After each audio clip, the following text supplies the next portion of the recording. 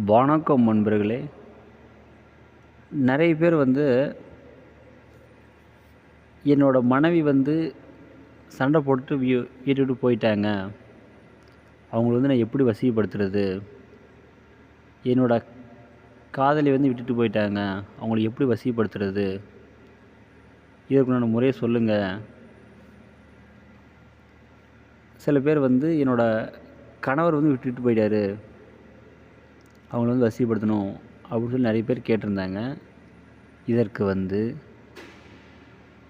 அமாவாசை அல்லது ஞாயிற்றுக்கிழமை வளர்பிறையில் சிவன் வணங்கி, தொட்டால் சுருங்கி தொட்டால் வாடி, இந்த 3 மூலிகையும் நீங்கள் காப்பு கட்டி சாபநிவர்த்தி செய்து எடுங்க. எடுத்த பிறகு ஒரு சட்டியில் போட்டு நல்லா கருக்குங்க.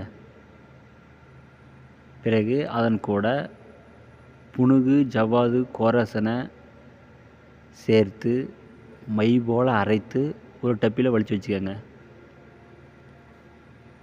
பிறகு தலை வாழை இலை விரித்து அந்த மையை அதன் மீது வைத்து சகல படையிலும் பூ, பழம், தேங்காய், வெத்தலைப்பாக்கு சகல படையிலும் வைத்து கிழக்கு முகமாக அமர்ந்து விநாயகரை வணங்கிய பின்பு, உங்களுடைய குலதெய்வத்தை வணங்கிய பின்பு உங்களுடைய இஷ்ட தெய்வத்தை வணங்குங்க. பிறகு ஓம் நமோ பகவதி பாலமோகினி இன்னார் மகள் இன்னார் எனக்கு வசி வசி, அல்லது இன்னார் மகன் இன்னார் எனக்கு வசி வசி, ஒரு நாளைக்கு 1008 உரு போடுங்க. இது போல் 3 நாள் ஜெபிங்க. ஜெபித்தால் அந்த மைக்கு உயிர் வந்துடும். பிறகு யாரை நீங்கள் விரும்புகிறீங்களோ அவங்களுக்கு இந்த மையை நீங்கள் லைட்டாக தடவினா போதும், உடனே உங்களுக்கு வசியமாயிருவாங்க.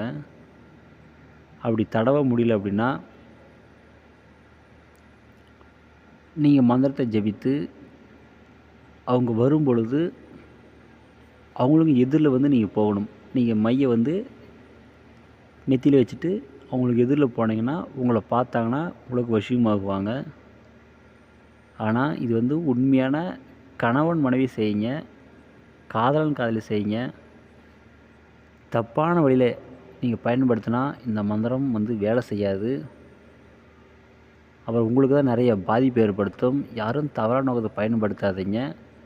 நல்ல வழிக்கு பயன்படுத்தி பயனடைங்க. எந்த டவுட் இருந்தாலும் ஃபோன் பண்ணி கேளுங்க. கண்டிப்பாக நான் சொல்கிறேன். நன்றிங்க.